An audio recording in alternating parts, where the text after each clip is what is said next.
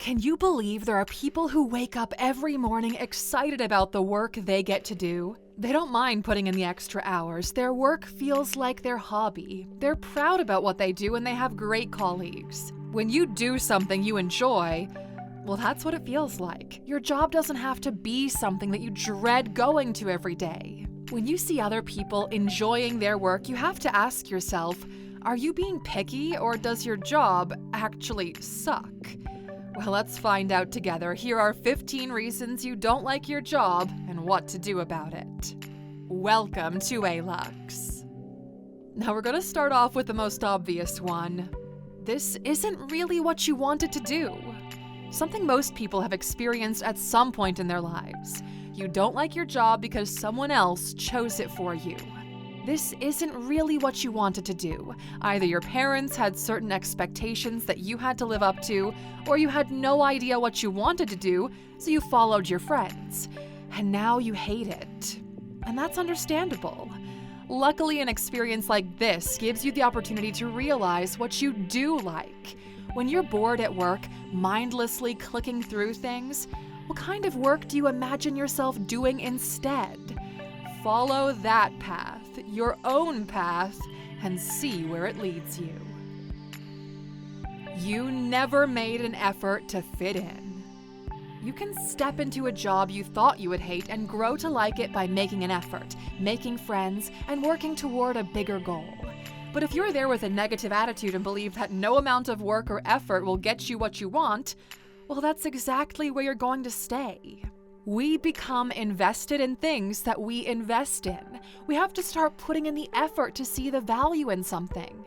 This doesn't happen the other way around, okay? If you're in a job that you hate, before running away from it, actually try to make an effort to do your best work and make friends with your colleagues.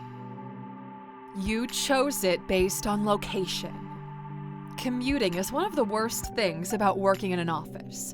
Spending hours of your day moving back and forth feels really pointless. It eats into your free time and the journey seems to make you more tired than the rest of your day.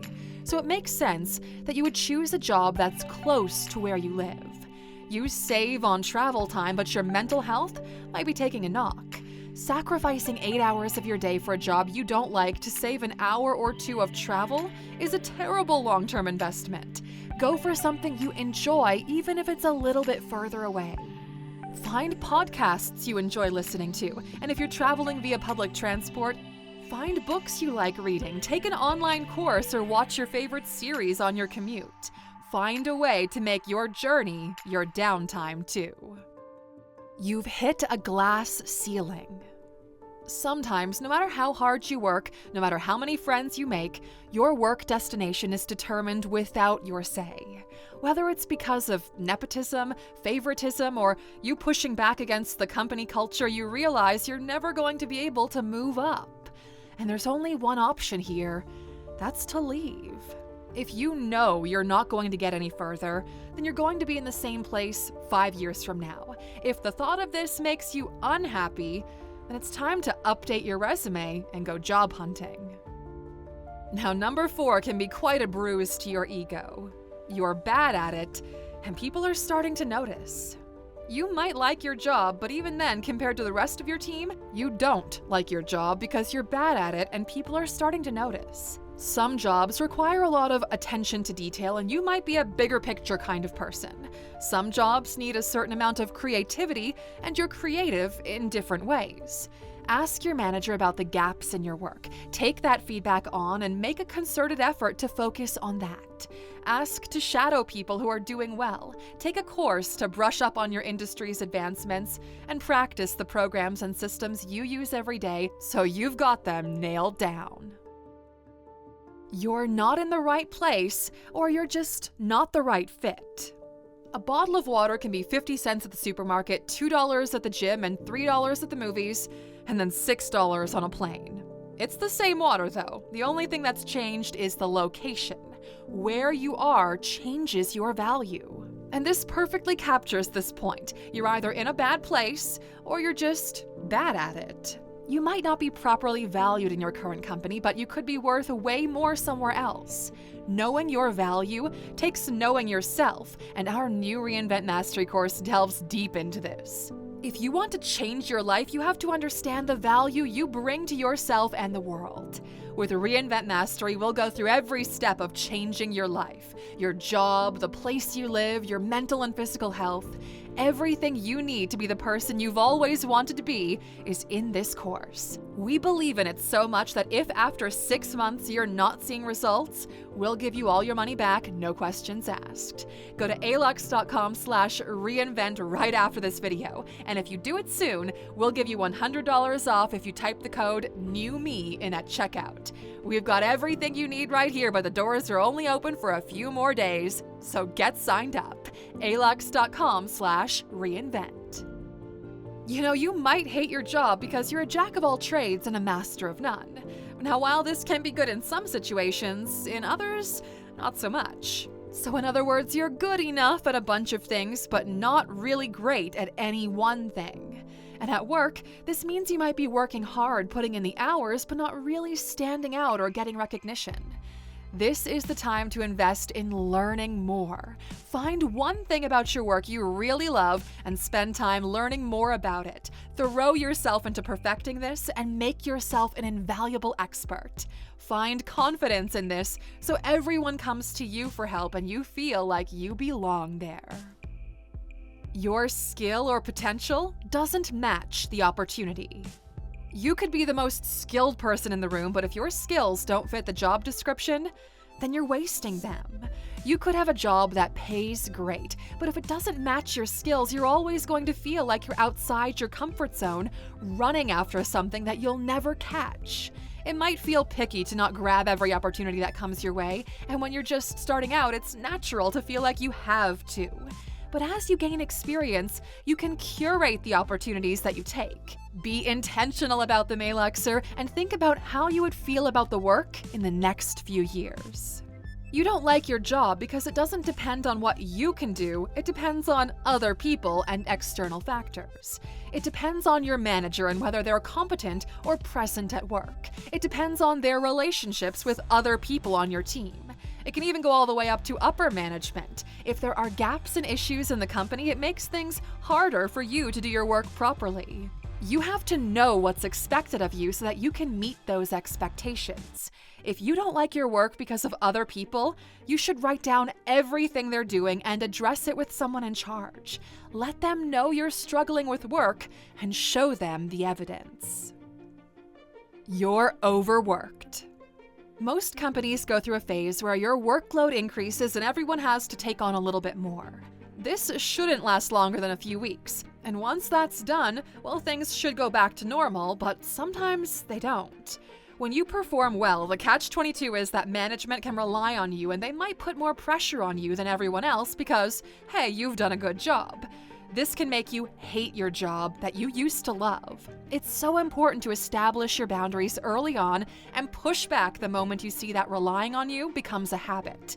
You have to stand up for yourself. Your job doesn't feel like an adventure. It doesn't challenge you. Your work should challenge you. It should make you feel like you're learning and doing something new every day. Without that, you're going to get bored and start to feel unfulfilled. So speak to your manager about taking on some new challenges. Have an idea of what you would like to explore going into your meeting and explain why you would like to take on these projects. This is also a great opportunity to enhance your negotiation skills. Nobody acknowledges your success.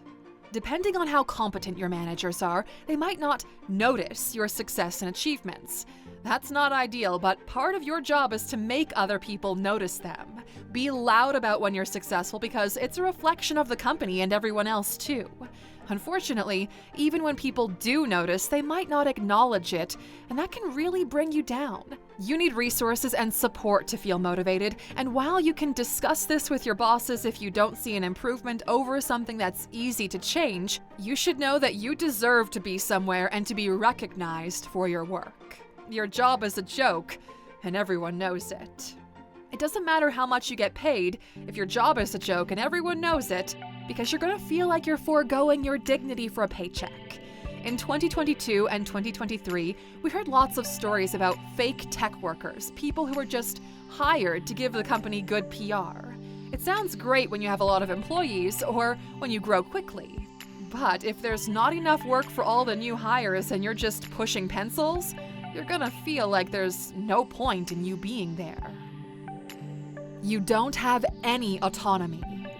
It's so easy to hate your job when you're being micromanaged. When you feel like you don't have any autonomy and it feels like people don't trust you to do your job, then why would you feel safe and comfortable there? Some managers love the power, and they're more focused on being an overbearing manager than being a good manager. You can speak to your manager all you want, but historically, these types of people don't take feedback or advice very well. Your best option is to go to someone higher, see if you can transfer departments or look for jobs somewhere else. The pay is terrible. Anyone who's done really fulfilling work as a nurse, a teacher, or working for a nonprofit organization will tell you that while you feel like you're making a difference and you feel good about yourself, the stress of the low pay often just isn't worth it. Fulfillment doesn't pay the rent. It's only a part of being happy at your job. Doing a job you love but living paycheck to paycheck might make you resent it. The thing you enjoyed and loved most is making you struggle to put food on the table. That's not sustainable. You either need to apply for a raise or find a job that meets your requirements at least halfway. Something that at least partly fulfills you and pays better. When your job goes against your personal values, you'll feel embarrassed about it. You'll feel like you're a fake and like you're letting yourself down. Some jobs can make you a lot of money, but every day you have to do something that you don't personally agree with. You can't swallow your critique. It will catch up with you eventually, and even though you might like the work, you don't like the goal. This isn't somewhere you can stay. So learn the skills you need, gain the experience, and then start looking for something that at least matches your personal values a little bit more. And Aluxer, that's a wrap. 15 reasons why you don't like your job and what to do about it. Talk to your managers, stand up for yourself, or get out there and start the Reinvent Mastery course. Stop saying you're going to make a change and then not doing anything about it. And Aluxer, tell us in the comments, what was a job that you hated and why? We love to hear your stories. We'll see you back here next time, my friend. Take care.